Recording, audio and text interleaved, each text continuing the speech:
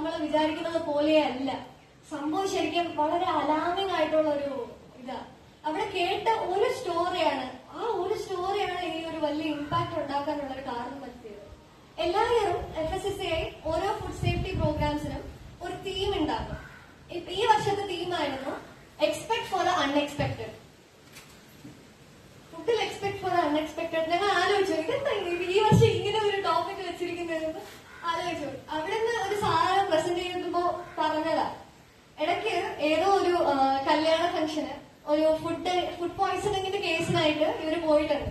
ഒരു 5 officers experts അവര് അവിടെ പോയി നോക്കി. ഡീറ്റെയിൽ ആയിട്ട് നോക്കുമ്പോഴത്തേക്കും അവര് ഈ കേറ്ററേഴ്സിനെ പോയി നോക്കി അവിടെ ഫുഡിന് എന്തെങ്കിലും കുഴപ്പമുണ്ടോ എന്ന് ടെസ്റ്റ് ചെയ്തു. അതല്ലാണ്ട് ഇതിന്റെ സോഴ്സ് എന്താണെന്ന് കണ്ടുപിടിക്കാൻ വേണ്ടി എങ്ങനെ സംഭവിച്ചെന്ന് ആർക്കും ഒരു ഐഡിയ ഇല്ല. ബിക്കോസ് ബാക്കി എല്ലാവരും സേഫായി എഡ്ജിലിരുന്ന് കഴിച്ചവർക്ക് മാത്രമാണ് ഈ സംഭവം ഉണ്ടായിട്ടുള്ളത്. I was shocked. സീരിയസ്ലി ഈ റീസൺ കേട്ടപ്പോഴത്തേക്കും ഞങ്ങൾ ആരായാലും ഒന്ന് ഞെട്ടിപ്പോ.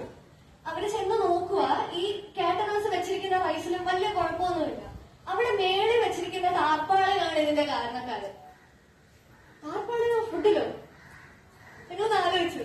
പിന്നീടാ പറയുന്നത് ഈ താർപ്പാളും ഈ പെസ്റ്റിസൈഡും ഈ അഗ്രികൾച്ചറിന് യൂസ് ചെയ്യുന്ന പെസ്റ്റിസൈഡ് മറിക്കാൻ വേണ്ടി ഉപയോഗിച്ച താർപ്പാളിന് മഴ വന്നതിന് കാരണം ഈ താർപ്പാളില് കൂടെ പോകുന്ന ഈ റെയിൻ വാട്ടർ ഈ റൈസിൽ mistake sir feel free to correct me.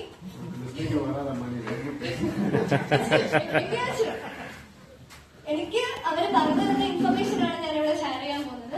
In case എന്തെങ്കിലും മിസ്റ്റേക്സ് ഉണ്ടെങ്കിൽ സോറി ഫോർ ദാറ്റ്. സോ നമുക്ക് തുടങ്ങാം.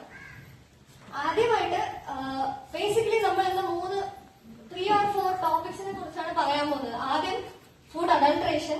What is adulteration? അഡൾട്രേഷൻ എന്തുകൊണ്ടാണ് ചെയ്യുന്നത്? പിന്നീട് എങ്ങനെ നമുക്ക് ബേസിക് ആയിട്ടുള്ള വീട്ടിലുണ്ടാക്കുന്ന നമുക്ക് വീട്ടിൽ യൂസ് ചെയ്യുന്ന ഡെയിലി പ്രോഡക്ട്സിൽ എങ്ങനെ അഡൾട്രേഷൻ കണ്ടുപിടിക്കാം. അത് FSSAI നിന്നും അവരുടെ ഞങ്ങൾക്കൊരു ഡാർക്ക് ബുക്ക് ഉണ്ട്. ആ ഡാർക്ക് ബുക്ക് അനുസരിച്ച് we can do test if it is safe or not, adulterants ഉണ്ടോ ഇല്ലയോ എന്ന് കണ്ടുപിടിക്കാനുള്ള ഒരു ടെസ്റ്റ് ബുക്ക് ഉണ്ട്. അതിൽ ഉൾപ്പെടുന്ന ഒരു 4-5 ടെസ്റ്റ്, നമുക്ക് ചെയ്ത് നോക്കാൻ പറ്റുന്ന 4-5 ടെസ്റ്റ് ഇതിനകത്തുണ്ട്. അതേപോലെ ഫുഡ് സ്റ്റോറേജ് ആൻഡ് പ്രിസർവേഷൻ. നമ്മൾ വീട്ടിൽ ചെയ്യുന്ന കുറെ കാര്യങ്ങളുണ്ട്. അവിടെ തന്നെ കുറച്ച് മിസ്റ്റേക്സും അല്ലാണ്ട് നമുക്ക് ഇംപ്രവൈസ് ചെയ്യാൻ പറ്റുന്ന കുറെ ടിപ്സ് ആൻഡ് ട്രിക്സ് ഉണ്ട്. അത് ഞാൻ ഷെയർ ചെയ്യാൻ ആഗ്രഹിക്കുന്നു. പിന്നീട് കോമൺ മാർക്കറ്റിംഗ് ഗിമിക്സ്. അത് വളരെ വളരെ ഇമ്പോർട്ടന്റ് ആയിട്ടുള്ളൊരു സംഭവം. Why? Because food industry forward growing ആണ്. നമുക്ക് എന്ത് വേണേലും ആഡ് ആൻഡ് സബ്ട്രാക്ട് ചെയ്യാം. മാർക്കറ്റിൽ നമുക്ക് എന്ത് വേണേലും പറഞ്ഞ് വിൽക്കാൻ പറ്റുന്ന ഒരു സംഭവം കൂടിയാണിത്. സോ അതിൽ നിന്നും ഒരു ഫ്യൂ എക്സാമ്പിൾസ് ഞാൻ ഇതിൽ ആഡ് ചെയ്തിട്ടുണ്ട്. പിന്നീട് common myths to debunk. Common ആയിട്ട് നമുക്ക് വാട്സ്ആപ്പ് മെസ്സേജിൽ കുർക്കുറയില് പ്ലാസ്റ്റിക് ഉണ്ട്, ഡയറി മിൽക്കിൽ പുഴു കണ്ടെത്തി, അതുകൊണ്ട് എല്ലാത്തിലും പുഴു കാണും. അതേപോലെ ഇങ്ങനത്തെ കുറെ സംഭവങ്ങളുണ്ട്. അതിൽ ഏതൊക്കെയാ ട്രൂ ഏതൊക്കെയാ ഫോൾസ് എന്നുള്ളതിന്റെ ഒരു ചെറിയ ഇത്. സോ ദാറ്റ് കുറച്ചുകൂടെ ഇന്ററാക്റ്റീവ് ആൻഡ് ഇൻട്രസ്റ്റിംഗ് ആയിരിക്കും ആലോചിച്ചത്. സോ ആദ്യമായിട്ട് ഞാൻ എല്ലാവർക്കും ഒരു ആക്ടിവിറ്റി ചെയ്യാൻ തരാം. നമ്മൾ എത്ര പേര് ഫുഡ് മേടിക്കുമ്പോൾ ലേബിൾ നോക്കാറുണ്ട്? ഒന്ന് ഹാൻഡ് എല്ലാവരും ഒന്ന് റേസ് ചെയ്യുന്നത്. എത്ര പേര് എക്സ്പയറി ഡേറ്റ് അല്ലാണ്ട് ബാക്കി ഡീറ്റെയിൽ ആയിട്ടുള്ള കാര്യങ്ങൾ നോക്കുന്നത്? I feel proud. അവിടെ ചെന്ന് നോക്കിയപ്പോ ആരെങ്കിലും നോക്കിയിട്ടില്ല. ഞങ്ങൾ മാത്രമേ ഉള്ളൂ. ഞങ്ങൾക്ക് പഠിക്കാനുള്ളതുകൊണ്ട് ഞങ്ങൾ മാത്രമേ ഉള്ളൂ. So that is really good. അപ്പോ ഇന്ന് ഇവിടെ ചെയ്യാത്തവരാരൊക്കെയാന്ന് നോക്കിക്കേ. ഓക്കെ. സോ നിങ്ങൾക്കുള്ളൊരു സ്പെഷ്യൽ ആക്ടിവിറ്റിയാണ്. ഇതിനകത്ത് കുറച്ച് ഫുഡ് ലേബിൾസ് ഉണ്ട്. ഇതൊക്കെ പാക്കറ്റ്സാ.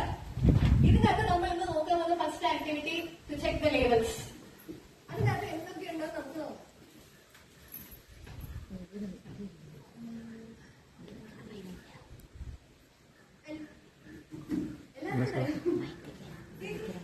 அந்த மைக்கில்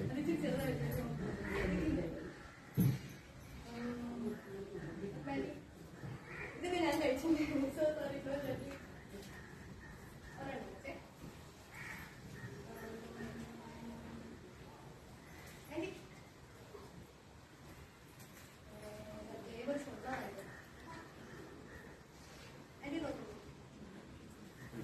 സായി കഴിച്ച സാധനങ്ങളല്ലേ?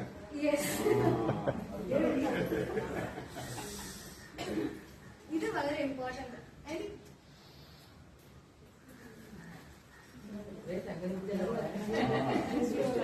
ഞങ്ങൾക്ക് പാക്കേജിംഗ് പഠിക്കാനുണ്ടായിരുന്നു. അപ്പൊ ഇതൊക്കെ യൂസ് ആവുമല്ലോ.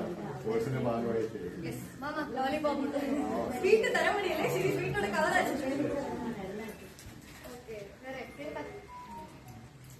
അടി രണ്ടുപേരും ഒന്നിച്ച് മാമ ആദ്യം ഇവരെ ഫോട്ടോ ഇടാതിരുന്നെങ്കിൽ തന്നെ മാർക്കറ്റിംഗ് ഇനി ഇത് അപ്പൊ അവ വായിക്കറിയാ വേണ്ട എത്ര അങ്കിൾ അതോടെ ആളാക്കും ആ അല്ല ഫുഡ് റിലേറ്റഡ് ആണ് അങ്കിൾ ചെയ്തിട്ടുണ്ട് അതിലെല്ലാവരും ഇൻഗ്രീഡിയൻസ് ലിസ്റ്റ് നോക്കണേ അത് കോഡ്ലെസ് യൂസ് பண்ண முடியும் 2000 ഇൻഗ്രീഡിയൻസ് ലിസ്റ്റില് ആരെങ്കിലും ഈ INS അല്ലെങ്കിൽ അങ്ങനത്തെ ടേംസ് വരുന്ന ഇൻഗ്രീഡിയൻസ് കാണുന്നുണ്ടോ കോഡ്ലെസ് എല്ലാം അത് കണക്കാണ് കോഡ്ലെസ് പുതുതായിട്ടുള്ള വിലയുണ്ടാവും ഈ INS എന്ന് പറയുന്നത് ഒക്കെ നമ്മുടെ ഈ അഡിറ്റീവ്സിന്റെ ഭാഗമായിട്ട് വരുന്നതാണ്. ഞങ്ങൾക്കൊരു വലിയ ബുക്ക് തന്നെ ഉണ്ട് അഡിറ്റീവ്സിനെ കുറിച്ച് പഠിക്കാനൊക്കെ. INS എന്നൊക്കെ പറയുന്നത് ഈ അഡിറ്റീവ്സിന്റെ റെക്കഗ്നിഷൻ നമ്പേഴ്സിൽ വരുന്നതില് ഇതിനകത്ത് ഉൾപ്പെടുന്നത്. ആൻഡ് നമുക്കിത് മനസ്സിലാകത്തില്ല. നമ്മളൊരു സാധാ കൺസ്യൂമർ ആണ്, നമ്മൾ ആരെ നോക്കുന്നത് കാലറീസ് എത്രയുണ്ട്. ഇത് ഹെൽത്ത് കോൺഷ്യസ് ആണെങ്കിൽ മാത്രം. പിന്നീട് എന്താ വെച്ചാൽ പഞ്ചസാര ഉണ്ടോ, ഡയബറ്റീസ് ഉണ്ടെങ്കിൽ ഉണ്ടോ ഇല്ലയോ എന്നൊക്കെ നോക്കത്തുള്ളൂ. And very commonly expiry date മാത്രം. ആൻഡ് അതേപോലെ ഈ INS എന്ന് കൊടുത്തേക്കുന്ന അഡിറ്റീവ്സിന്റെ എത്ര കുറഞ്ഞ അഡിറ്റീവ്സ് ഉണ്ടോ അത് സെലക്ട് ചെയ്ത് മേടിക്കുവാണെങ്കിൽ കുറച്ച് സേഫ് ആയിരിക്കും. ആൻഡ് ഞാൻ എപ്പോഴും അമ്മയോടും വീട്ടിലും പറയും, അതേപോലെ ക്ലാസ്സിലും എപ്പോഴും പറഞ്ഞു നടക്കുന്ന ഒരു കാര്യമുണ്ട്. നമ്മൾ എത്രക്കെത്ര റേഡിയസ് ഈ മാനുഫാക്ചറർ ടു കൺസ്യൂമർ ഈ ലെങ്ത് എത്രക്കെത്ര കുറയുന്നു അത്രക്കെത്ര സേഫ് പ്രോഡക്ട്സ് നമുക്ക് കിട്ടും. വൈ? ബിക്കോസ് ഇതേപോലെ വലിയ വലിയ ബ്രാൻഡഡ് ആയിട്ടുള്ള പ്രോഡക്ട്സ് ആണെങ്കിൽ അവർ മാനുഫാക്ചർ ചെയ്ത് നമ്മുടെ കയ്യിൽ എത്തുന്നത് അതിന്റെ ടൈം ഭയങ്കര നീളമുള്ളതാണ്. സോ അത്രയും നേരം ഈ ഫുഡ് പ്രിസർവ് ചെയ്തിരിക്കണമെന്ന് വെച്ചാൽ of course they have to add additives. എപ്പൊ നമ്മൾ അങ്ങനത്തെ ഒരു വേണ്ട we have to eat safe food എന്ന് വെച്ചാൽ ഈ ഒരു റേഡിയസ് കുറച്ച് വരിക. We can eat safe food. പിന്നീട് ഗ്രീൻ ടീ കുടിക്കാം. അല്ല, നമുക്ക് ദിവസം കുടിക്കുന്നുണ്ട് കുടിക്കണമെന്നുണ്ടെങ്കിൽ ഡസ്റ്റ് യൂസ് ചെയ്യാം. എല്ലാ ചായക്കടയിലും ഡസ്റ്റ് ആണ് യൂസ് ചെയ്യുന്നത്. വൈ? ബിക്കോസ് കുറവാണ്, പൈസ കുറവാണ്, മാക്സിമം ഫ്ലേവർ കിട്ടും. പക്ഷെ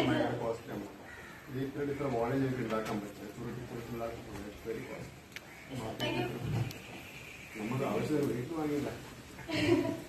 സിംഗിൾ ആയിട്ട് കുടിക്കണമെന്നുണ്ടെങ്കിൽ നല്ല ലീഫ് ഗ്രേഡ് മേടിച്ച് കുടിക്കുക വേണ്ട. അതേപോലെ വേറൊരു സംഭവം, സാർ അഡൽട്രേഷനെ കുറിച്ച് പറഞ്ഞു. ഇന്റൻഷണൽ ആൻഡ് ഇത് അഡൽട്രേഷൻ. എല്ലാവരും ഫിൽറ്റർ കോഫിയുടെ ചരിത്രം അറിയുന്ന ആരൊക്കെ ഉണ്ട് ഇവിടെ? ആക്ച്വലി ഫിൽറ്റർ കോഫി ബ്രിട്ടീഷേഴ്സ് ഉണ്ടാക്കിയിരുന്ന സമയത്ത് നമുക്ക് ഇന്ത്യൻസിന് തരാൻ വേണ്ടി ആഡ് ചെയ്ത അഡൽട്രന്റ് ആയിരുന്നു ഈ ചിക്കറി.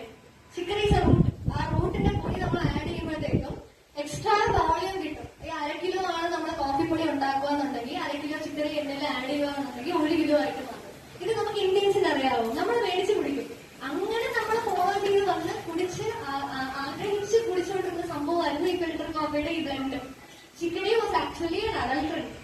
നമുക്ക് അറിയാത്തൊരു സംഭവമാണ്. ഈ അഡൽട്രന്റ് നമ്മൾ അക്സെപ്റ്റ് ചെയ്തതിനു ശേഷമാണ് അതിനെ മാർക്കറ്റൈസ് ചെയ്യാൻ തുടങ്ങിയത്. അല്ലാന്നുണ്ടെങ്കിൽ നമ്മൾ ആക്ച്വലി ഇത്രയും ആഗ്രഹത്തോടെ കുടിക്കുന്ന ഫിൽറ്റർ കോഫിയുടെ അഡൽട്രന്റ് ആയിരുന്നു. അഡൽട്രന്റ് ചെയ്യുന്നതെന്ന് വെച്ചാല് പാലിന് നോർമലി ഒരു തിക്നെസ് ഉണ്ട്. നമ്മൾ എക്സസ് വാട്ടർ ആഡ് ചെയ്യുന്ന ഒരു അഡൽട്രേറ്റഡ് മിൽക്ക് ആണെന്നുണ്ടെങ്കിൽ നമുക്ക് ആ തിക്നെസ് കൊണ്ടുവരാൻ പറ്റത്തില്ല. അതിന് വേണ്ടിയിട്ട് ഇവര് സ്റ്റാർച്ച് ആഡ് ചെയ്യും. നോർമലി ഈ പാലിനകത്തുള്ള തിക്നെസ് ഉണ്ടാവുന്നത് അതിന്റെ സോളിഡ് കണ്ടൻസിന്റെ ബേസിസില, സോളിഡും ഫാറ്റും പ്രോട്ടീനും അതിന്റെയൊക്കെ ബേസിസില. ഇത് മിമിക് ചെയ്യാൻ വേണ്ടി അവർ സ്റ്റാർച്ച് ആഡ് ചെയ്യും. ഇതിന് വേണ്ടിയിട്ട് പാലില് അയോഡിൻ ഒഴിച്ച് നോക്കുമ്പോഴത്തേക്കും അത് നമ്മൾ ഓൾറെഡി പ്ലസ് ചെയ്തിട്ടുള്ള ഒരു സംഭവമാണ്. അയോഡിൻ ആഡ് ചെയ്യുമ്പോഴത്തേക്കും ബ്ലൂ ബ്ലാക്ക് കളർ ആവുകയാണെങ്കിൽ അതിനകത്ത് അഡൽട്രന്റ് ഉണ്ടെന്ന് നമുക്ക് കൺഫേം ചെയ്യാം. Next, excess water. Water test ചെയ്യാൻ വളരെ വളരെ സിമ്പിൾ ആയിട്ടുള്ള സംഭവം. സ്ലാൻഡ് ചെയ്ത് നോക്കുക. വിസ്കോസിറ്റി അനുസരിച്ചാണ് വരുന്നത്. സ്ലാൻഡ് ചെയ്ത് പാല് ഫ്ലോ ആകുമ്പോഴത്തേക്കും ഒരു വൈറ്റ് ആയിട്ടുള്ള ട്രയൽ ഉണ്ടെങ്കിൽ ആ പാല് നല്ലതാണ്. പയ്യെ ഫ്ലോ ആവുകയാണെങ്കിൽ നല്ല പാല്. ഒഴിച്ച അവിടെ ഓടുകയാണെങ്കിൽ വെള്ളമുണ്ട്.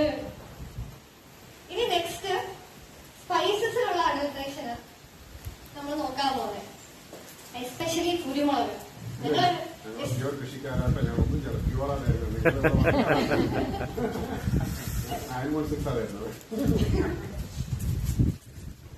നെക്സ്റ്റ് സ്പൈസസ് ആണ്. സ്പൈസസിൽ കൂടുതലും നമുക്ക് കണ്ടുവരാൻ വരുന്നത് ഈ കളറുണ്ട്, ഫുഡ് കളറാണ്. എസ്പെഷ്യലി നമ്മൾ ഈ മഞ്ഞൾപ്പൊടി, മുളക് പൊടിയൊക്കെ ഈ പാക്കറ്റ്സിൽ മേടിക്കുകയാണെങ്കിൽ അത് കണ്ടുപിടിക്കാൻ വേണ്ടിയിട്ട് ഗ്ലാസ് ഓഫ് വാട്ടറിൽ നമ്മൾ ചില്ലി പൗഡർ ഇട്ട് നോക്കുക എന്നുണ്ടെങ്കിൽ പ്യോർ ആണെങ്കിൽ അത് പയ്യെ പയ്യെ സോളിഡിഫൈ ചെയ്ത് താഴെ കാണും, അടിയിൽ വന്ന് കിടക്കും. ഇതേ സോഡസ്റ്റോ അതേപോലത്തെ ലൈറ്റർ പാർട്ടിക്കിൾസ് എന്തെങ്കിലും ഉണ്ടെങ്കിൽ അത് മേലിൽ ഫ്ലോട്ട് ആയി കിടക്കും. അതൊരു സ്മോൾ ടെസ്റ്റ് ആണ്. ഇത് FSSAIയുടെ ബുക്കിൽ കാണുന്ന ടെസ്റ്റാണ്. അതേപോലെ ടർമറിക് പൗഡറിൽ വളരെ കോമൺ ആയിട്ട് കാണപ്പെടുന്ന ഒരു അടൽത്തട്ട് വന്നത് കളറിംഗ് ആണ്, ഫുഡ് കളറിംഗ് ആണ്. ഈസി ആയിട്ട് ചിലപ്പോൾ അടയാളം കണ്ടുപിടിക്കാൻ പറ്റും. സാധാരണ നമ്മൾ പൊടിച്ച മഞ്ഞപ്പൊടി ഒരു വലിയ ടീസ്പൂൺ ഇടുവാണെങ്കിൽ ഒരു ആവറേജ് കളറേ വരത്തുള്ളൂ. ഇതൊക്കെ ഒരു ബൈക്കുണ്ട്, ഞാൻ ആരെങ്കിലും വന്ന് എടുക്കുമായിരുന്നു. ഇത്രയും കഷ്ടപ്പെട്ട് എല്ലാവരും നോക്കുക. ഇതിലും സെയിം ടെസ്റ്റ് ആണ്. നമ്മള് വെള്ളത്തില് പൊടി ഇട്ട് നോക്കുമ്പോഴത്തേക്കും ഒരു അണീവൻ ആയിട്ട് ഒരു അൺയൂഷ്വൽ ആയിട്ടുള്ള ഡിസ്പോഷൻ ഓഫ് കളർ ഉണ്ടാവുമെങ്കിൽ അതില് കളർ കാണും. അതേപോലെ നമുക്ക് അൺഎക്സ്പെക്ടഡ് ആയിട്ട് കളർ കണ്ടുപിടിക്കാൻ പറ്റുന്ന ഒരു സംഭവമാണ് തേയിലപ്പൊടി. അറിയാനേ പറ്റത്തില്ല. വൈ? ബിക്കോസ് നല്ല തേയിലപ്പൊടിയാണെങ്കിൽ അത് അത്ര കളർ വരത്തില്ല. ഹീറ്റിന്റെ പ്രസൻസിലായിരിക്കും ഈ ഇതിനകത്തുള്ള പിഗ്മെന്റ്സ് ഒക്കെ പുറത്തു വരുന്നത്. ഇത് നമ്മൾ ചുമ്മാ ടിഷ്യൂ പേപ്പറിൽ ഇട്ട് വെള്ളം ഒഴിച്ചാലും ടിഷ്യൂ പേപ്പറൊക്കെ ബ്രൗൺ കളറിലിരിക്കും. നമ്മൾ ചെറിയ വെയിറ്റ് കാരണം താഴെ പോകും.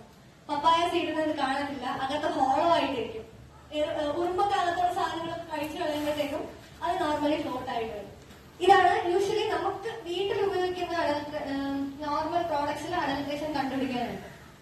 നെക്സ്റ്റ് ടോപ്പിക് നമ്മൾ നോർമൽ വീട്ടിൽ ഉപയോഗിക്കുന്ന ഫുഡ്, അതിലെ പ്രിസർവേഷൻ, നമ്മൾ എങ്ങനെ അവോയ്ഡ് ചെയ്യാം, കണ്ടാമിനേഷനും ക്രോസ് കണ്ടാമിനേഷനും, അതിനെ കുറിച്ചാണ് പറയാനുള്ളത്. ഇത് 5 keys ഓഫ് ഗുഡ് ഹൈജീൻ. നമ്മൾ 5 keys ഓഫ് സേഫർ ഫുഡ് എന്ന് പറയാം.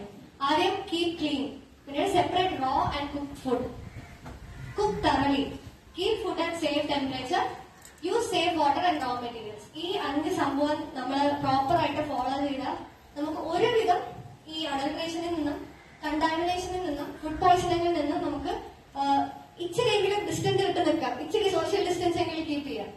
ആദ്യം പറയുന്നത് കീപ് ക്ലീൻ. നമ്മൾ യൂസ് ചെയ്യുന്ന ഈ ഇൻഡസ്ട്രിയില്, ഫുഡ് ഇൻഡസ്ട്രിയിലാണെങ്കിൽ ഒരു കീ ആയിട്ടുള്ള ഫാക്ടർ ഉണ്ട്. ഈ ഡ്രെയിനേജിന് സപ്ലൈ ആവുന്ന വാട്ടറും ഫുഡ് ഉപയോഗിക്കാൻ സപ്ലൈ ആവുന്ന വാട്ടറിന് 2 പൈപ്പ് വേണം. ആൻഡ് അതിനൊരു കോമൺ സോഴ്സ് കാണാൻ പാടില്ല. ഉണ്ടെങ്കിൽ അവിടെ ചെന്നിട്ട് സീലടിച്ചിട്ട് വരും FSSAIയുടെ ആൾക്കാർ. സോ അതുവരെ ഭയങ്കര ക്ലീൻ ആയിട്ട് നോക്കേണ്ടതാണ്. നമ്മുടെ വീട്ടിൽ നമ്മൾ എന്ത് ചെയ്യും, ആകെ ഒരു വാട്ടർ സപ്ലൈ അല്ലേ ഉള്ളൂ. പക്ഷെ മാക്സിമം RO വാട്ടറോ അല്ലെങ്കിൽ നമ്മൾ ഉപ്പിട്ടിട്ട് വാഷ് ചെയ്യത്തില്ലേ വെജിറ്റബിൾസ് ഒക്കെ, അതേപോലത്തെ ചെറിയ ചെറിയ ട്രിക്സ് നമ്മൾ യൂസ് ചെയ്യുകയാണെന്നുണ്ടെങ്കിൽ ഒരുവിധം വെജിറ്റബിൾസിലുള്ള പെസ്റ്റിസൈഡ് അവര് പാക്കേജിംഗ് കണ്ട് നമ്മളെ അട്രാക്ട് ചെയ്യുന്നതായിരിക്കാം. അതിന്റെ ചെറിയ എക്സാമ്പിൾസ് ആണ് ഇവിടെ കൊടുത്തിട്ടുള്ളത്. Low glycemic index sugar, Parry's ഭയങ്കര കിടിലമായിട്ടുള്ള ഒരു കമ്പനിയല്ലേ. നമ്മൾ അവരെന്ത് ചെയ്താലും വിശ്വസിക്കും. മിൽമ ആയാലും ശരിയാ. മിൽമയിലെ ഐസ്ക്രീമിനും ഞങ്ങൾ ഇടയ്ക്ക് ട്രെയിനിങ്ങിന് പോയിട്ടുണ്ടായിരുന്നു. മിൽക്കോ എന്ന് പറഞ്ഞിട്ട് ഒരു കമ്പനിയുടെ ചെറിയ കമ്പനിയാണ്. ഒത്തിരി വലിയ പ്രൊഡക്ഷൻ ഒന്നുമില്ല. ഒരു ഡെയിലി അറൌണ്ട് ഒരു 400 liters അവർ പ്രൊഡ്യൂസ് ചെയ്യുന്നുള്ളൂ. മിൽമയിലാണെങ്കിൽ അതിന്റെ ഡബിളിനും ട്രിപ്പിളിനും ഇരട്ടിയാണ് പ്രൊഡ്യൂസ് ചെയ്യുന്നത്. അവിടെ ആക്ച്വലി അവിടുത്തെ ഐസ്ക്രീം പൈസ നോക്കുമ്പോൾ നമുക്ക് മനസ്സിലാവും മിൽമയേക്കാൾ എത്രയോ ബെറ്റർ ആണെന്നുള്ളത്. പക്ഷെ നമുക്ക് എന്തുവാ, മിൽമ എന്ന് പറയുന്ന ബ്രാൻഡ് നമുക്ക് ഇവിടെ ഉണ്ട്. സോ ദാറ്റ് ആ ട്രസ്റ്റ് അവർ ബിൽഡ് ചെയ്തുകൊണ്ട് അവർ എന്ത് ചെയ്താലും നമ്മൾ മേടിക്കും. അതിന്റെ ഒരു വലിയ എക്സാമ്പിൾ ആണ് പാരീസിന്റെ sweet care low glycemic index sugar. Sucrose ഏതൊരു ഫോർമാറ്റിൽ കഴിച്ചാലും നമുക്ക് ഗ്ലൈസീമിക് ഇൻഡെക്സ് കൂടത്തേ ഉള്ളൂ, ഷുഗർ കൂടത്തേ ഉള്ളൂ. ഏത് ഷുഗർ കഴിച്ചാലും ഷുഗർ കുറയില്ല, കൂടത്തേ ഉള്ളൂ. സോ ഇതിനകത്ത് ഹെർബൽ എക്സ്ട്രാക്ട്സും അതുണ്ട് ഇതുണ്ടെന്നൊക്കെ പറഞ്ഞ് മാർക്കറ്റിംഗ് മിക്സ് ചെയ്യുന്നുണ്ട്. ഇത് പ്രോഡക്റ്റ് ഡെവലപ്പ് ചെയ്ത ആള് തന്നെ പറഞ്ഞതാ ഇത് വെറും മാർക്കറ്റിംഗ് ഗിമിക്കാണ്. ഇതൊരു എക്സാമ്പിളാ.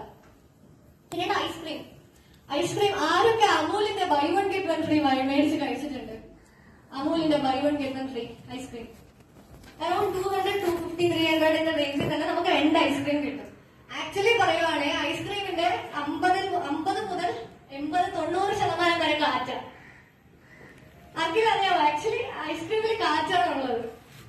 അതാണ് ഈ ടെക്സ്ചർ കൊണ്ടുവരാൻ ഹെൽപ്പ് ചെയ്യുന്നത്. ഏത് ഐസ്ക്രീമും മേടിച്ച് ഫ്രിഡ്ജിന്റെ അകത്ത് വെച്ചിട്ട് അല്ലെങ്കിൽ വെളിയിൽ വെച്ചിട്ട് നോക്കുവാണെങ്കിൽ അതിന് പകുതിയെ കാണത്തുള്ളൂ. വൈ? ബിക്കോസ് മൊത്തം എയർ അതിനകത്ത്. അമൂല് പോലത്തെ ഐസ്ക്രീംസ് ഒക്കെ ആണെങ്കിൽ they will add more air. Because അത്രയും ഐസ്ക്രീം പ്രൊഡ്യൂസ് ചെയ്യണമെന്നുണ്ടെങ്കിൽ അവർക്ക് പ്രോഫിറ്റ് വേണമല്ലോ. 200 രൂപയ്ക്ക് കൊടുക്കുകയാണെങ്കിൽ അവർക്ക് പ്രോഫിറ്റ് വേണമല്ലോ. സോ എത്രയ്ക്ക് എത്ര എയർ ആഡ് ചെയ്യാൻ പറ്റുമോ അത്രയ്ക്ക് എത്ര എയർ അവർ ആഡ് ചെയ്യും. അത് വെച്ച് നോക്കുവാണെങ്കിൽ ബാസ്കിൻ റോബിൻസ് പോലത്തെ കമ്പനീസ് ഒക്കെ ആണെങ്കിൽ നല്ല കോസ്റ്റ്ലി ഐസ്ക്രീമാണ്. അതിന്റെ ഒരു സ്കൂപ്പ് കഴിക്കുമ്പോൾ തന്നെ നമുക്ക് മനസ്സിലാവും അത്രയ്ക്ക് ഹെവി ആയിരിക്കും. വൈ? ബിക്കോസ് അതിനകത്ത് അത്രയും എയർ അവർ ആഡ് ചെയ്തിട്ടില്ല. ഈ ടേമിനെ ഓവർ റൺ എന്ന് പറഞ്ഞിട്ട് ഞങ്ങൾ കൗണ്ട് ചെയ്യും ഐസ്ക്രീം പ്രോസസ്സിംഗ്. നെക്സ്റ്റ് വനസ്പതി. മാക്സിമം എല്ലാവരും യൂസ് ചെയ്ത് കാണും തോന്നുന്നു. ഡാൽഡ വളരെ നല്ല രസമാണ്. അതിനകത്ത് കൊടുത്തിരിക്കുന്ന ഇതൊക്കെ കണ്ടാൽ നമുക്ക് ചിരി വരും. As good as refined oil or any trans fat. This product is trans fat free. Suitable for all types of cooking, deep frying, shallow frying, direct application, etc. Contains vitamin E and D. ഇത് actually പറയാൻ പോവാണെങ്കിൽ കോളേജിൽ നിന്ന് പരസ്യം കണ്ടിട്ടുണ്ടോ എല്ലാവരും? Rajdhani institute ആണെങ്കിൽ ഏതൊരു കോളേജ് ആണെങ്കിൽ ഭയങ്കര തകർപ്പനായിട്ടുള്ള ആഡും അഡ്വർടൈസ്മെന്റും പേരും ഒക്കെയാണ് കൊടുക്കുന്നത്. അകത്ത് പോയി നോക്കുമ്പോൾ മനസ്സിലാവും ഫാൻ ഇതിന് താഴെ. സെയിം സംഭവമാണ്. വനസ്പതി വന്നിട്ട് എണ്ണയില് ഫാറ്റ് ആയിട്ട് മാറ്റുന്ന ഒരു സംഭവമാണ്. ഇതൊരു വലിയ മെഷീനിൽ ഇട്ടിട്ട് ഹൈഡ്രോജനേറ്റ് ചെയ്തെടുക്കും. ഒരു കാറ്റലിസ്റ്റ് ഒക്കെ ഉപയോഗിച്ച് ഹൈഡ്രോജനേറ്റ് ചെയ്തെടുക്കും. എണ്ണയെ വെണ്ണയാക്കി മാറ്റുന്നതൊക്കെ നമ്മൾ മാന്ത്രികത്തെ കേട്ടിട്ടുണ്ടോ? ആക്ച്വൽ റിയാലിറ്റിയാണിത്. ഇത് ഫുൾ ട്രാൻസ്ഫാറ്റാ. അപ്പൊ ആരും ഉപയോഗിക്കരുത് മാക്സിമം. ഈ ഫ്രിഡ്ജിൽ വെക്കുന്ന ഫ്രൂട്ട്സ്, ഫ്രിഡ്ജിൽ വെക്കാത്ത ഫ്രൂട്ട്സ് അറിയാമല്ലോ, എല്ലാവർക്കും അറിയുന്നതാ. വീട്ടിൽ അമ്മമാരൊക്കെ ചെയ്യുന്നതാണ്. മഷ്റൂം ആയാലും അല്ലെങ്കിൽ പ്രോപ്പർ ക്ലോസ്ഡ് ആയിട്ടുള്ള കവറിംഗ് ആണെങ്കിലും ഫ്രിഡ്ജിനകത്ത് വെച്ചാൽ ഒരു ദിവസം കൂടുതൽ അതിലിരിക്കും. അതേപോലെ എപ്പോഴും ഞങ്ങൾ HOD മാം എപ്പോഴും പറയുന്ന ഒരു സംഭവമാണ്, നമ്മൾ വീട്ടിൽ നിന്ന് വാങ്ങിക്കുന്ന സോൾട്ട്, ഷുഗർ, വിനീഗർ, പുളി, ഇങ്ങനത്തെ സംഭവങ്ങളൊന്നും പ്ലാസ്റ്റിക് കണ്ടെയ്നേഴ്സിൽ സ്റ്റോറേജ് ചെയ്യരുത്. Plastic or steel. Why? Because ഇതിന്റെ കോൺസെൻട്രേഷൻ അത്രയ്ക്കും ഹെവി ആയതുകൊണ്ട് പാക്കേജിങ്ങിലുള്ള ചെറിയ ചെറിയ മൈക്രോ പ്ലാസ്റ്റിക്സും അല്ലെങ്കിൽ മെറ്റലും കൂടെ അത് വലിച്ചെടുക്കാനുള്ള ഒരു ഇത് അതിനുണ്ട്, കഴിവ് അതിനുണ്ട്. എസ്പെഷ്യലി നമ്മൾ പുളി ഇപ്പൊ ഒരു സ്റ്റീൽ അകത്ത് സ്റ്റോർ ചെയ്തതെന്ന് വെച്ചാൽ അത് കഴിച്ചു നോക്കുമ്പോഴത്തേക്ക് നമുക്ക് അതിന്റെ മെറ്റലിന്റെ മണം വരും. അതിൽ ശ്രദ്ധിച്ചിട്ടുണ്ടോ? കഴിച്ചു നോക്കുമ്പോൾ മെറ്റലിന്റെ ഒരു മണം വരും, മൈൽഡായിട്ട് ഒരു അയൺ റിച്ച് ആയിട്ടുള്ള ഒരു ടേസ്റ്റ് വരും. അത് അവോയ്ഡ് ചെയ്യാനായിട്ടും സോൾട്ടും ഷുഗറും പുളി, വിനീഗർ ഇതൊക്കെ നമ്മൾ മേടിച്ചോണ്ട് വരുന്ന പ്ലാസ്റ്റിക്കിലാണെങ്കിലും സ്റ്റോർ ചെയ്യുമ്പോൾ ഒരു ഗ്ലാസ് കണ്ടെയ്നറിലോ അല്ലെങ്കിൽ സെറാമിക്കിലോ സ്റ്റോർ ചെയ്യുവാണെങ്കിൽ നമുക്ക് ഈ തരത്തിലുള്ള ഒരു ക്രോസ് കണ്ടാമിനേഷനോ ഒരു പ്ലാസ്റ്റിക്കോ അല്ലെങ്കിൽ മെറ്റൽ കാരണം നമുക്ക് ഉണ്ടാകുന്ന ഹസാർഡ്സോ തടഞ്ഞു നിർത്താൻ പറ്റും. സോ അതെല്ലാവരും ശ്രദ്ധിക്കുക. വരുന്ന പാക്കേജിങ്ങിൽ നിന്ന് മാറ്റി വെച്ചിട്ട് സെപ്പറേറ്റ് ആയിട്ട് സ്റ്റോർ ചെയ്ത് വെക്കുക. ഇനി FSSAIയുടെ ഇപ്പോഴത്തെ സ്റ്റാൻഡേർഡ്സ് പ്രകാരം നമ്മുടെ ഇന്ത്യൻ ഡയറ്റ് എങ്ങനെയായിരിക്കണം എന്ന് പറയുന്നത്. ആദ്യം കാർബോഹൈഡ്രേറ്റ് പ്രൈമറി ഫുഡായിട്ടായിരുന്നു ആദ്യം അവർ സെറ്റ് ചെയ്ത് വെച്ചിരുന്നത് ആ പ്ലേറ്റില്. ഇപ്പൊ വന്നിട്ട് 400 grams vegetables, 100 grams fruits, 85 grams protein, nuts and seeds 3 grams, fat and oil 27 grams, carbohydrate 260 grams മാത്രമാണ് ഇപ്പൊ പറഞ്ഞിട്ടുള്ളത്. പക്ഷെ ആക്ച്വലി ഫാക്ട് ആയിട്ട് സംസാരിക്കുകയാണെന്നുണ്ടെങ്കിൽ ഒരാൾക്ക് ദിവസവും 400 grams വെജിറ്റബിൾ കഴിക്കണമെങ്കിൽ വീട്ടിൽ ഒരാൾക്ക് തന്നെ 1 കിലോയിൽ കൂടുതൽ വെജിറ്റബിൾസ് വേണ്ടി വരും.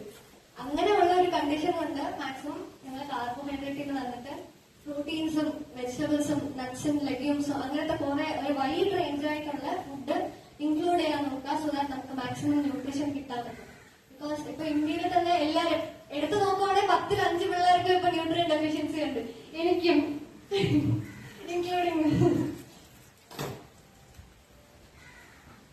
ഇനി നെക്സ്റ്റ് റെഫ്രിജറേഷൻ സ്റ്റോറേജിലാ പറയുന്നത്. റെഫ്രിജറേറ്ററിന്റെ ഒരു പ്രത്യേകത എന്താന്ന് വെച്ചാൽ നമ്മൾ തുറന്നു വെക്കാൻ പാടില്ല എന്ന് എന്തുകൊണ്ടെന്ന് പറയുന്നതെന്ന് വെച്ചാൽ, ഒന്ന് അതിന്റെ അകത്തുള്ള മോയ്സ്ചർ ലോസ് ഉണ്ടാവാം, അതിന്റെ സെൽസ് ഒക്കെ വെജിറ്റബിൾസിന്റെ സെൽസ് ഒക്കെ പൊട്ടി അതിന്റെ ടെക്സ്ചർ തന്നെ ഒരുമാതിരി മാറാം. അല്ലാണ്ട് ഈ റെഫ്രിജറേഷൻ സൈക്കിൾ നടക്കുമ്പോഴത്തേക്കും അകത്തുള്ള റെഫ്രിജറന്റ് വേപ്പറായി വരുമ്പോഴത്തേക്കും ഈ ഫുഡിൽ ചെന്ന് തൊടാനുള്ള സാധ്യത വളരെ കൂടുതലാണ്. സോ അങ്ങനത്തെ ഒരു പോയ്സണിങ് നമുക്ക് ഉണ്ടാവാം. അത് അവോയ്ഡ് ചെയ്യാനായിട്ട് പ്രോപ്പർലി ക്ലോസ് ചെയ്ത് നിങ്ങൾ കണ്ടെയ്നേഴ്സ് ഫ്രിഡ്ജിൽ വെക്കുക. So that you will be safe.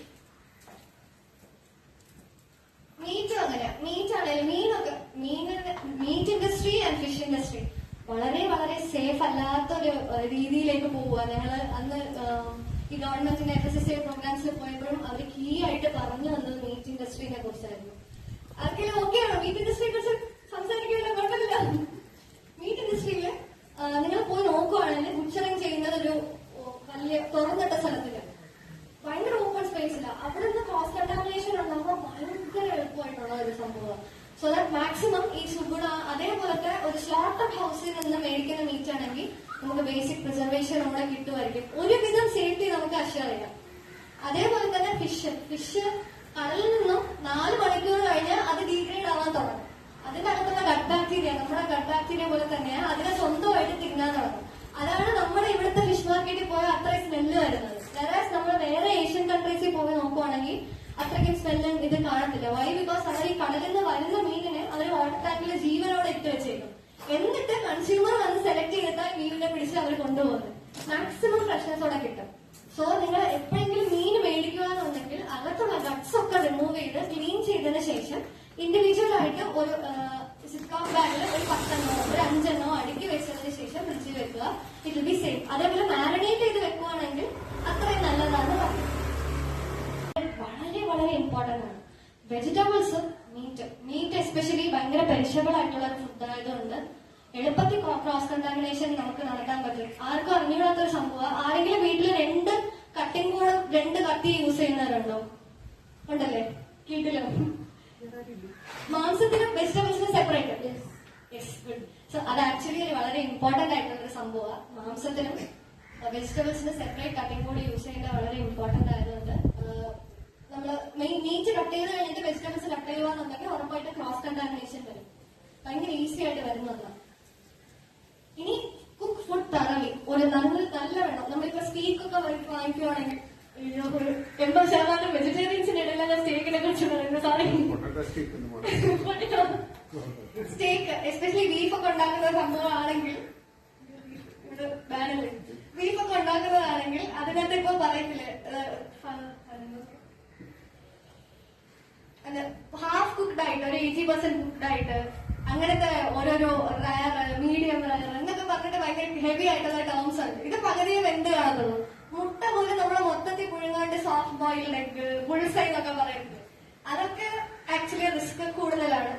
അതിൽ നിന്ന് നമുക്കൊരു ഫുഡ് പോയ്സണിങ് വരാനോ ക്രോസ് കണ്ടാമിനേഷൻ വരാനോ. സോ തറവായിട്ട് കുക്ക് ചെയ്തിട്ട് സമാധാനത്തോടെ സന്തോഷത്തോടെ കഴിക്കുക. നെക്സ്റ്റ് പറയുന്നത് keep food at safe temperature 5 degrees Celsius to 60 degrees Celsius.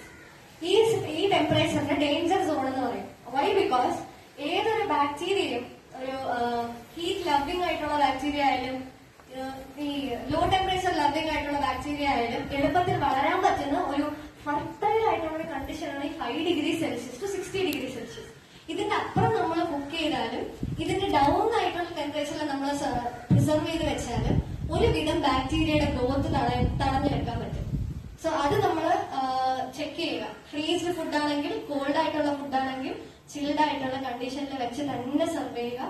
Hot ആയിട്ടുള്ള ഫുഡ് ആണെങ്കിൽ അബവ് 60 degrees Celsius ഷുവർ ആയിട്ട് കുക്ക് ചെയ്ത് സെർവ് ചെയ്ത് കഴിക്കുക. ഇൻ കേസ് നമ്മളിപ്പോ രാവിലെ ഉണ്ടാക്കിയ ഭക്ഷണം രാത്രി കിടക്കുവാണെങ്കിൽ സാമ്പാർ ഇൻ കേസ് നമ്മൾ നന്നായിട്ട് ക്ലോസ് ചെയ്ത് ഫ്രിഡ്ജിനകത്ത് വെച്ചിട്ട് അവിടെ 4 degrees Celsius ആണ് ജനറലി ഫ്രിഡ്ജിൽ കാണപ്പെടുന്നത്. ഫ്രിഡ്ജിൽ വെച്ചിട്ട് യൂസ് ചെയ്യുന്ന സമയം ചൂടാക്കി കഴിക്കുക, എൻജോയ് ചെയ്യുക. ഇനി പറയാൻ പോകുന്നത് use safe water and raw materials. Raw materials of course നമുക്ക് പറയാൻ പറ്റില്ല. എവിടെ നോക്കിയോ വെജിറ്റബിൾസ് വരും, എവിടെ നോക്കിയോ ഫ്രൂട്ട്സ് വരും. മാക്സിമം നമുക്ക് ഒരുവിധം സേഫ് ആയിട്ട് കണ്ട് മനസ്സിലാക്കി വെജിറ്റബിൾസും ഫ്രൂട്ട്സും മേടിക്കുക. ഇച്ചിരി പ്രിസർവേഷൻ ടെക്നിക് ഒക്കെ ചെയ്യുക. ഒരു സ്മോൾ ടിപ്പ് ഉണ്ട്. പനീര് അതേപോലത്തെ സംഭവങ്ങളൊക്കെ മേടിക്കുക എന്നുണ്ടെങ്കിൽ കട്ട് ചെയ്തിട്ട് സെപ്പറേറ്റ് ഒരു മൊത്തത്തിൽ ആ ബോക്സ് തന്നെ വെക്കാണ്ട് ആ ബോക്സ് ഒന്ന് എടുത്തിട്ട് കട്ട് ചെയ്ത് നിങ്ങൾ ചെറിയ ഈ ബാഗുണ്ട് സിപ്ലോക്ക് ബാഗില് വെച്ചിട്ട് ഫ്രീസറിൽ വെക്കുക. സോ ദാറ്റ് അത് അത്രയും നേരം പ്രിസർവ് ആയിട്ടിരിക്കും. അകത്ത് വരെ അതിന്റെ ഇന്റേണൽ ടെമ്പറേച്ചർ വരെ നന്നായിട്ട് ചില്ലായിട്ടിരിക്കും. സോ ദാറ്റ് നമുക്കത് കുറച്ച് ദിവസം കൂടെ യൂസ് ചെയ്യാൻ പറ്റും. അതേപോലെ ഒരു 7-8 ഹെർബൽ എക്സ്ട്രാക്ട് ആഡ് ചെയ്തിട്ട് ചായ നിങ്ങൾക്ക് പൊളിയാണ്. ഇനി നിങ്ങൾക്ക് ഇത്രയും ഹെർബൽ എക്സ്ട്രാക്ട്സ് ഉള്ളതുകൊണ്ട് നിങ്ങൾക്ക് ബെറ്റർ ഹെൽത്ത് ഒന്നും കിട്ടാനില്ല. ആക്ച്വലി ഞങ്ങൾക്ക് പഠിപ്പിക്കുന്ന ടീച്ചർ വന്നിട്ട് ഇൻഡസ്ട്രിയിൽ വർക്ക് ചെയ്തതാണ്. സോ ഈ ഒരു റെഡ് ലേബിളിന്റെ ഈ പ്രോഡക്റ്റ് അവർ ഡെവലപ്പ് ചെയ്തപ്പോ മാം ഉണ്ടായിരുന്നു സയന്റിസ്റ്റ് ആയിട്ട്. ഷീ ആക്ച്വലി ഇതിനകത്ത് പ്രത്യേകിച്ച് ഒന്നുമില്ല, ഇച്ചിരി സുഖം കിട്ടാൻ വേണ്ടി അങ്ങോട്ടും ഇങ്ങോട്ടും ആഡ് ചെയ്യുന്നേ ഉള്ളൂ. മസാല ഇടത്തില്ലേ നമ്മൾ എന്തെങ്കിലും ഒക്കെ ഫ്ലേവർ കിട്ടാൻ വേണ്ടിയിട്ട് സെയിം സാധനമാണ്. അതല്ലാണ്ട് നോക്കുവാണെങ്കിൽ ഇത് വെറും ഡസ്റ്റാണ്. ചായ തേയില ഉണ്ടാക്കി വരുമ്പോഴത്തേക്കും വരുന്ന ബൈ പ്രോഡക്റ്റ് ആയിട്ടുള്ള ടൈപ്പ് ഓഫ് അഡൽട്ടന്റ് ആണ്. അതല്ലാണ്ട് ഈ ഡിറ്റർജന്റ് എന്തുകൊണ്ട് യൂസ് ചെയ്യുന്നു എന്ന് വെച്ചാൽ പാലിന് നോർമലി ഒരു ഫ്രോത്തിനെസ് വരും. ഈ പറഞ്ഞു തരത്തില്ലേ കോഫി ഒക്കെ ഇടുമ്പോഴത്തേക്ക് നമുക്ക് ആ പത വേണം, അതൊരു രസമാണ്. അങ്ങോട്ട് ഇങ്ങോട്ട് ഒഴിക്കുമ്പോഴത്തേക്കും ആ പതയുടെ സെന്റിമീറ്റർ അനുസരിച്ചാണ് നമ്മൾ കോഫിയുടെ ക്വാളിറ്റി ചെക്ക് ചെയ്യുന്നത്. പക്ഷെ ഇത് മാർക്കറ്റിംഗ് ചെയ്യുന്നവർക്കറിയാം, അത് മിമിക് ചെയ്യാൻ വേണ്ടിട്ട് ഇവരെന്ത് ചെയ്യും, ഡിറ്റർജൻസ് ആഡ് ചെയ്യും. ആൻഡ് ആ ഡിറ്റർജന്റ് കണ്ടുപിടിക്കാനുള്ള ഒരു സിമ്പിൾ എക്സ്പെരിമെന്റ് ആണ് ഇവിടെ പറഞ്ഞിട്ടുള്ളത്. നോർമലി ഒരു ml ഓഫ് പാലെടുത്തിട്ട് അതിനകത്ത് ഒരു 2 to 3 ml of water add ചെയ്യുന്നു. Will shake it. നന്നായിട്ട് ഷേക്ക് ചെയ്യുമ്പോൾ നോർമലി മിൽക്കിൽ വരുന്ന പത ഒരു സെന്റിമീറ്റർ പോലും വരത്തില്ല. According to the fat consistency ഒക്കെ അനുസരിച്ച് ചിലപ്പോൾ കൂടാം. പക്ഷെ ഈ ഡിറ്റർജന്റിൽ വരുന്ന ഈ പതയ്ക്ക് ഒരു കട്ടിയും ഇതുമുണ്ട്. ആൻഡ് ആരെങ്കിലും ഈ നമ്മൾ കുടിച്ചു കഴിഞ്ഞിട്ട് വായിലൊരു ചവ വരുന്നത് കണ്ടിട്ടുണ്ട്. ഇപ്പൊ നമ്മൾ പാക്കറ്റിൽ നിന്ന് വാങ്ങിക്കുന്ന പാല് കുടിക്കുമ്പോഴത്തേക്കും ഒരു സോപ്പ് പോലത്തെ ഒരു ചവ, ഒരു സംഭവം. നമ്മുടെ ഇന്ത്യൻസിന്റെ ഈ ബോഡി ടൈപ്പ് കിട്ടാനുള്ള ഒരു സംഭവം ബ്രിട്ടീഷേഴ്സ് ആയിരുന്നു. വിശ്വസിക്കാൻ പറ്റത്തില്ലല്ലേ? നമ്മുടെ ജനറ്റിക് ആയിട്ട് കറക്റ്റ് ഇൻ കേസ് ഇത് തപ്പാൻ സ്ഥലത്തേന്ന് നമ്മുടെ ഇന്ത്യൻസിന്റെ ബോഡി ടൈപ്പ് വെച്ച് നോക്കുവാണെങ്കിൽ മസിൽ മാസ് കുറവാണ്. അതേപോലെ വിസറൽ ഫാറ്റ് ഭയങ്കര കൂടുതലാണ്. സ്കിന്നി ഫാറ്റ് അതെ. ഇതിന്റെ മെയിൻ കാരണം എന്ന് വെച്ചാല് നമ്മുടെ ജനറ്റിക്സ് പിറകെ നോക്കുവാണെങ്കിൽ നമ്മുടെ ആൻസിസ്റ്റേഴ്സിന് 14-15 ഫെമൈൻസും കാരണങ്ങളും എല്ലാം കൂടെ കടന്നു പോയ ഒരു ടൈമിലായിരുന്നു. ഇതിന് വേണ്ടിയിട്ട് അവരുടെ ബോഡി അഡാപ്റ്റ് ചെയ്ത ഒരു മെക്കാനിസം ആയിരുന്നു വിസറൽ ഫാറ്റിന്റെ ഡെവലപ്മെന്റ്. എത്ര എനർജി കിട്ടുന്നോ വളരെ ഇച്ചിരി ഫുഡായിരിക്കും കിട്ടുന്നത്. അത് കിട്ടിയിട്ട് മാക്സിമം എനർജി സേവിങ്ങിന് വേണ്ടിയിട്ടായിരുന്നു നമ്മുടെ ബോഡി ആയിട്ട് ഉണ്ടാക്കിയ വിസറൽ ഫാറ്റ്. അതേപോലെ നമുക്ക് മസിൽ മാസ് കുറയുന്ന കാരണവും അതാ. പ്രോട്ടീൻ എന്ന് വെച്ചാൽ ഭയങ്കര ഫുഡ് ആവശ്യമുള്ള ഒരു ടൈപ്പ് ഓഫ് മസിലാണ് ശരീരത്തില്. അത് അവർക്ക് ഇല്ലാത്തത് കൊണ്ട് കൂടുതൽ ഫാറ്റ് ആയിരുന്നു വന്നത്, മസിൽ മാസ് നോർമലി കുറഞ്ഞാണ് കിട്ടിയത്. സോ ഇത് ഒരു ആക്ച്വലി ഒരു റീസൺ നമ്മുടെ ഫമീനും കാരണങ്ങളും ഒക്കെ നമ്മുടെ ബോഡി ടൈപ്പിന്. ഒരു ഇൻട്രസ്റ്റിംഗ് ആയിട്ടൊരു സംഭവം ഷെയർ ചെയ്തു. ഇനി നെക്സ്റ്റ്, എത്ര പേര് മിൽമ പാല് യൂസ് ചെയ്യുന്നുണ്ട് ഇവിടെ? കേരളത്തിന്റെ ഭയങ്കര ചെല്ലമായിട്ടുള്ള ഒരു ബ്രാൻഡാണ് മിൽമ. ഞങ്ങളവിടെ പോയിട്ടുണ്ടായിരുന്നു. സോ ഞങ്ങൾ അവിടെ ചെന്നപ്പോഴാണ് ഞങ്ങൾ അറിയുന്നത് ആക്ച്വലി കളറിന്റെ ഡിഫറൻസ് എന്താണെന്നുള്ളത്. ആരൊക്കെ പച്ച കളറും മഞ്ഞ കളറും നീല കളറും മേടിക്കുന്നുണ്ട്? എല്ലാരും മേടിക്കുമായിരിക്കും. റേറ്റ് കുറഞ്ഞത് കൊണ്ടാണോ നിങ്ങൾ മേടിക്കുന്നത്, അതോ അതിന്റെ അകത്തുള്ള ഡീറ്റെയിൽ ആയിട്ടുള്ള ലേബിൾ നോക്കിയിട്ടാണോ നിങ്ങൾ മേടിക്കുന്നത്? അതാണ് ഞാൻ പറയുന്നത്.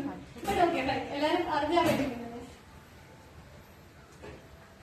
ശരി, ഇനി കോമൺ മിക്സ്ഡ് ഡിവോട്ട്. നമുക്ക് വാട്സ്ആപ്പ് ഫോർവേഡ്സിൽ വരുന്ന കാര്യങ്ങളൊക്കെ ഇതിനകത്ത് ഏതൊക്കെ സത്യമാണ് ഏതൊക്കെ കള്ളവാന്നുള്ളത് അതിനകത്ത് ചെറിയ എക്സാമ്പിൾസ് ആണ്. ഇപ്പൊ തീരും. എല്ലാവരും ബോറടിക്കുന്നുണ്ടോ? Thank you. ആദ്യത്തെ ഹോർമോണൽ ഇഞ്ചക്ഷൻസ് ഇൻ ചിക്കൻ. ഇവിടെ എത്ര പേര് വിശ്വസിക്കുന്നുണ്ട് കോഴിയിൽ കുത്തി വെച്ചിട്ട് ഇത്രയും വളരുന്നതെന്ന്? ഹാൻഡ്സ് റൈസ് ചെയ്യാം. കോഴിക്ക് കുത്തി വെച്ചിട്ട് അത് ഇത്രയും വണ്ണം വെക്കുന്നില്ല, അത് ഇത്രയും വണ്ണം വെക്കില്ല, അത് ബ്രൂസ്ലീനെ പോലെ ഇരിക്കും. എത്ര പേര് വിശ്വസിക്കുന്നുണ്ട് കുത്തി വെച്ചിട്ട് അത് റൈസ് വെക്കുന്നത്? ആക്ച്വലി ഒരു നോർമൽ ഹോർമോണൽ ഇഞ്ചക്ഷൻ വന്നിട്ട് അറൌണ്ട് 300 rupees ഓഫ് സോ. ഒരു കോഴിക്ക് 300 rupees വരുന്ന ഒരു ഇഞ്ചക്ഷൻ ആണ് ഹോർമോണൽ ഇഞ്ചക്ഷൻ. ഇത് നീ പ്രോസസിംഗിലുള്ള ഒരു സാറാ പറഞ്ഞേ, സാർ ശരിക്കും പറഞ്ഞത് ഇത് ശരിക്കും പ്രാക്ടിക്കലി പോസിബിൾ അല്ല. ഒരു ചെറിയ കോഴി ഫാമില് ഒരു 200 കൂടുതൽ കോഴി വളരുമ്പോഴത്തേക്കും ഒരു കോഴിക്ക് 300 രൂപ ഇൻവെസ്റ്റ് ചെയ്യുന്നതെന്ന് വെച്ചാൽ അത് ഭയങ്കര കോസ്റ്റ്ലി ആണ്. നമ്മൾ ഇൻസുലിൻ എടുക്കുന്നതിനെക്കാട്ടിലും കോസ്റ്റ്ലിയാണ്. അമ്മമ്മയ്ക്ക് ഇൻസുലിന് പോലും ഇത്ര കാശാവത്തില്ല. കോഴി നമ്മൾ ആരെങ്കിലും നമ്മളെ വിശ്വസിക്കുമോ? 300 രൂപ നമ്മൾ വളർത്തുന്ന കോഴിയാണെങ്കിൽ നമ്മൾ യൂസ് ചെയ്യുന്ന 300 രൂപ ഇൻവെസ്റ്റ് ചെയ്താൽ കോഴിക്ക് നമ്മളെ കുത്തിവെക്കുമോ? Not possible.